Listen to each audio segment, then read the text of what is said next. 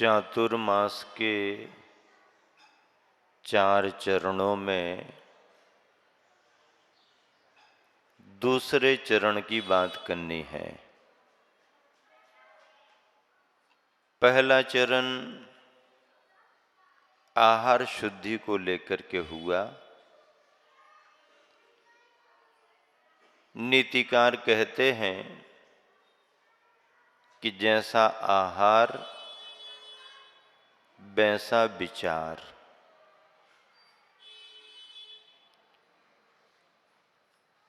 आहार विचार का जनक है।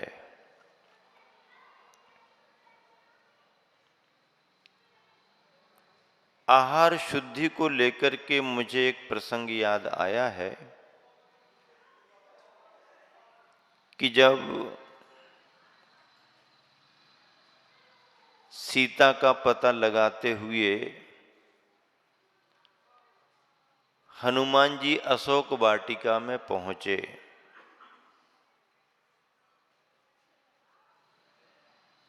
तो उन्होंने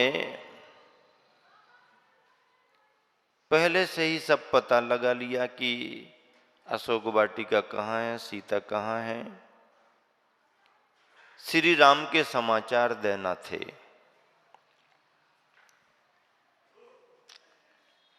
आप सबने देखा होगा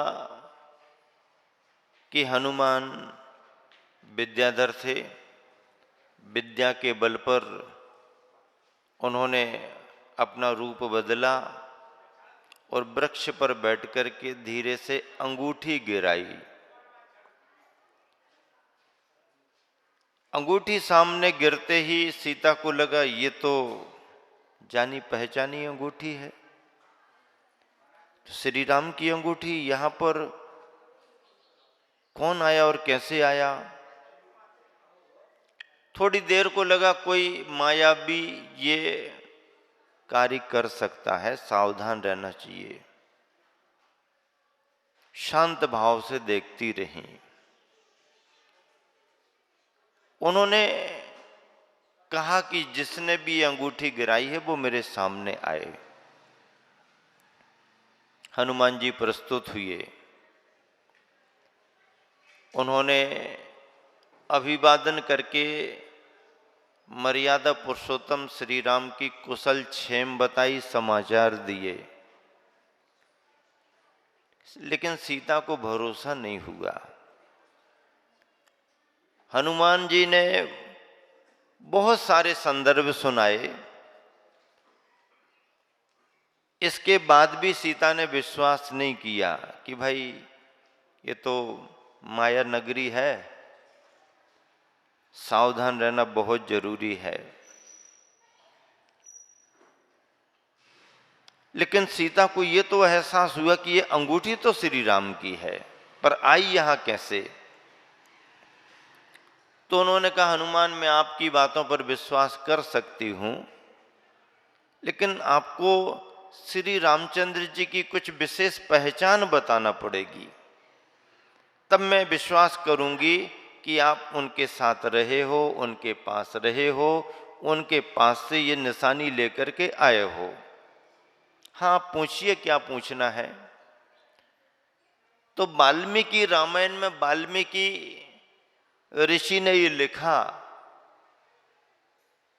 कि सीता जी ने पूछा कि अच्छा ये बताओ जंगल में रहते हुए रामचंद्र जी भोजन क्या करते थे। जंगल के प्रवास में रामचंद्र जी का भोजन क्या था। इसका मतलब है भोजन की जानकारी उसी को मिल सकती है जो निकट रहता हो, क्योंकि भोजन अंतरंग है।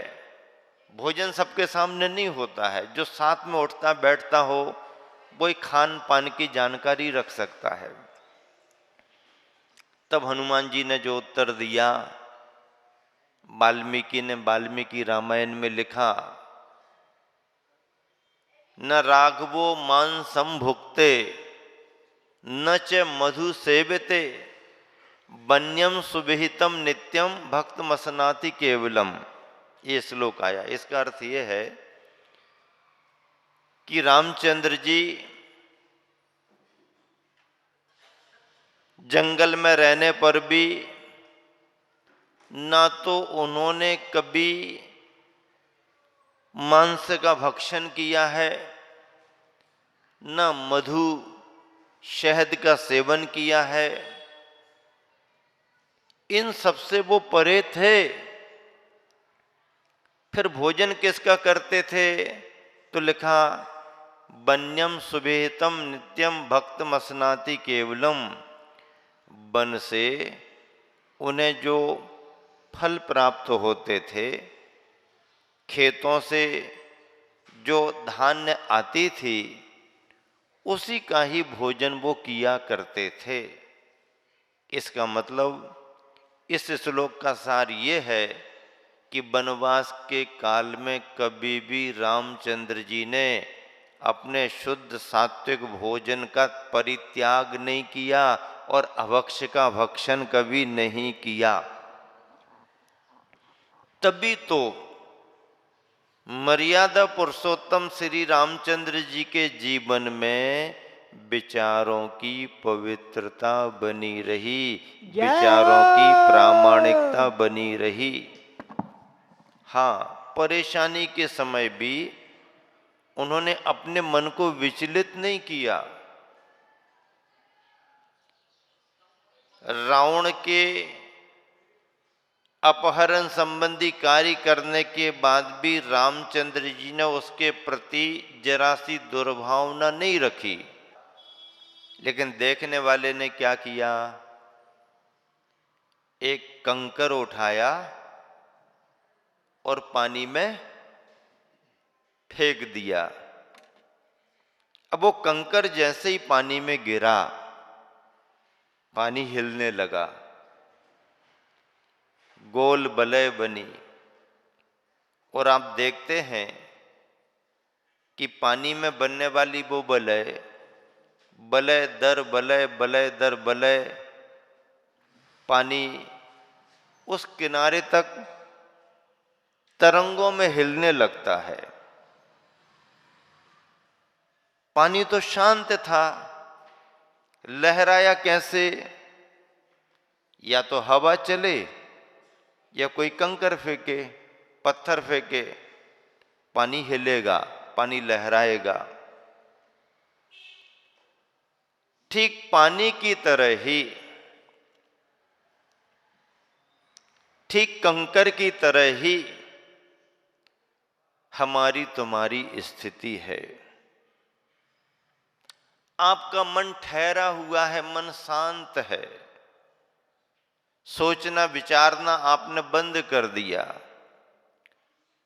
और यहां से किसी वक्ता ने, बोलने वाले ने, उपदेशक ने अपने विचारों का कंकर आपके मन के शांत सरोवर में फेंक दिया।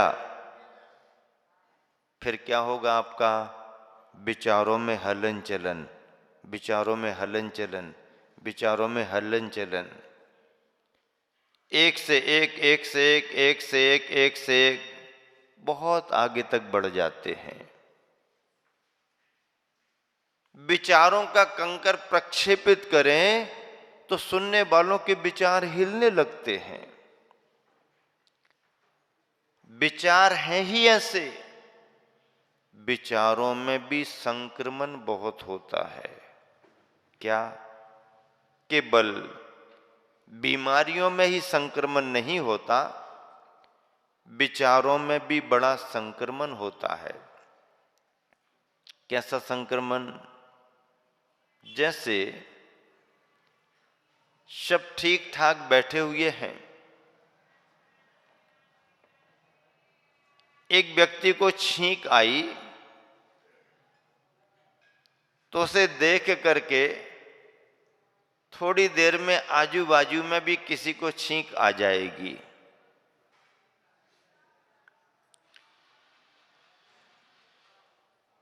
एक ने यदि आलस करके जवाई लेना शुरू कर दी, उसको देख करके आजू बाजू वाला भी प्रभावित होता है। सभा में किसी एक व्यक्ति ने यदि ताली बजा दी, उसने तो कुछ सुनकर समझ करके ताली बजाई, लेकिन आसपास बैठने वालों ने केवल उसकी ताली सुनकर के ताली बजाई। अगर उसी से पूछ लो कि तुमने क्यों बजाई, क्या सामने वाले ने बजा दी ना। इसका मतलब है कि जैसे ताली, जैसे जौहाई और जैसे छींक संक्रामक होती है, तेजी से अपना असर डालती है, अपना प्रभाव डालती है, ऐसे ही विचार भी बड़े संक्रामक होते हैं, अपना प्रभाव बहुत जल्दी डालते हैं। आदमी जैसी चर्चा शुरू करे, वातावरण वैसा बनने लगता है। आदमी के पास इतना सोचने समझने का समय नहीं है कि जो कह रहा है इसमें से कितना समझें कितना ना समझें, जरा और पता लगाएं कि वास्तविकता क्या है। इतना समय नहीं। कुछ लोगों के पास में ये विवेक है कि सुनने के बाद वो समझने की कोशिश करते हैं, लेकिन बहुतायत लोग तो ऐसे ही होते हैं। उन्होंने कहा हमने सुना, उन्होंने कहा हमने सुना, और इसी से प्रभावित हो जाते हैं। सेनापति जो मैदान में खड़ा होता है, कमांडर, समझ रहा है कि आक्रमण सामने से बहुत तेजी से हो रहा है और तैयारी उसके पास ज्यादा दिख रही है। पीछे सैनिक भी एहसास कर रहे हैं। सैनिक के मन कमजोर होने लगते हैं, पर कमांडर क्या कहता है, कुछ नहीं, ठीक होगा ना, मैं सामने खड़ा हूं ना, आपको क्या चिंता करना, आप पीछे हो ना, हमारी पीठ के पीछे और आ जाओ, छिप करके खड़े हो जाओ, मैं तो खड़ा हूं ना। तो सैनिकों का भी मनोबल बढ़ने लगता है। ये मनोविज्ञान है। आपने यदि नेगेटिव सोचना शुरू किया तो परिणाम आपको नेगेटिव मिलेगा, और अभाव में भी, परेशानी में भी आपने पॉजिटिव सोचना शुरू किया तो आपके फेवर में रिजल्ट आएगा। 100% लिख करके रखो। युद्ध हथियारों से नहीं जीते जाते हैं, युद्ध विश्वास से जीते जाते हैं, हिम्मत से जीते जाते हैं। कितने ही बड़े साधन रखे रहो, कितने ही बड़े औजार हथियार तुम्हारे पास हो, और मन कमजोर हो गया तो तुम्हारी हार पक्के में है, और शस्त्र भी गिर गया, साधन भी छूट गए, अकेले ही तुम फंस गए। लेकिन उसके बाद भी यदि तुम कुछ मनोबल बना करके रखते हो तो कुछ ना कुछ जीत तुम्हारे हाथ लग ही सकती है। मन के हारे हार है, मन के जीते जीत।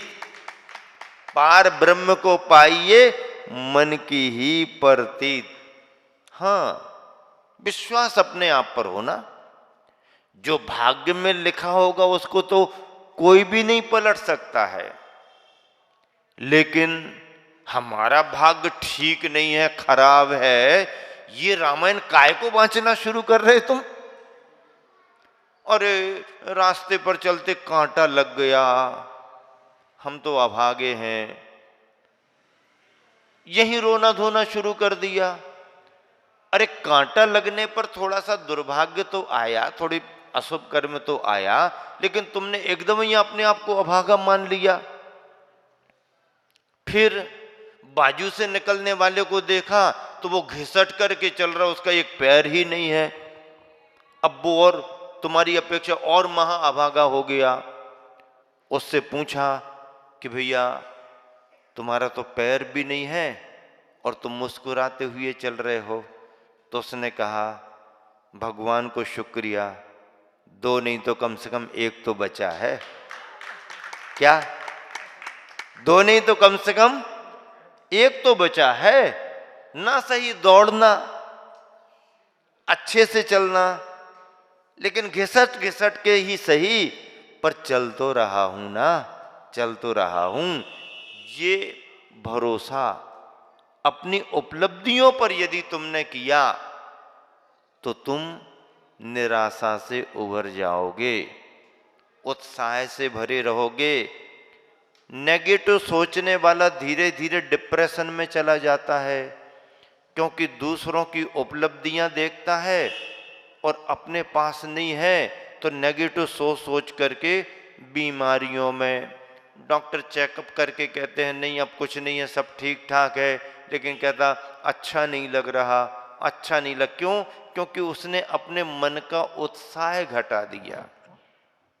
अभावग्रस्त व्यक्ति भी ये विचार कर सकता है, ना सही ढेर सारा, इतना तो अपने पास है, जय हो। ना सही बहुत बड़े साधन, पर इतने तो साधन हैं, ना सही जितना सोचा था उतना नहीं हो पाया तो नहीं हो पाया, इतना तो हो गया, इसका आनंद तो लो पहले।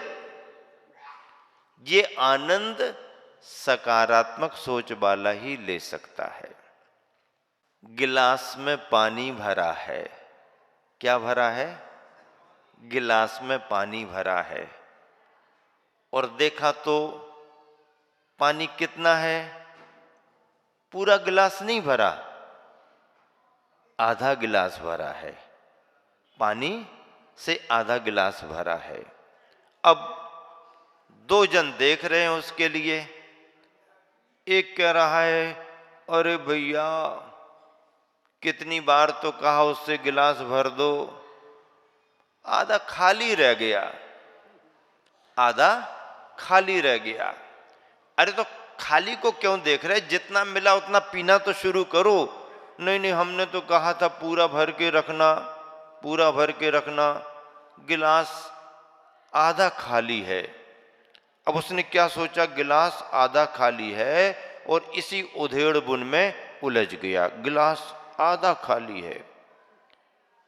दूसरे वाले से पूछा भाई स्थिति क्या है?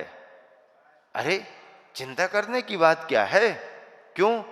गिलास आधा भरा हुआ है। क्या?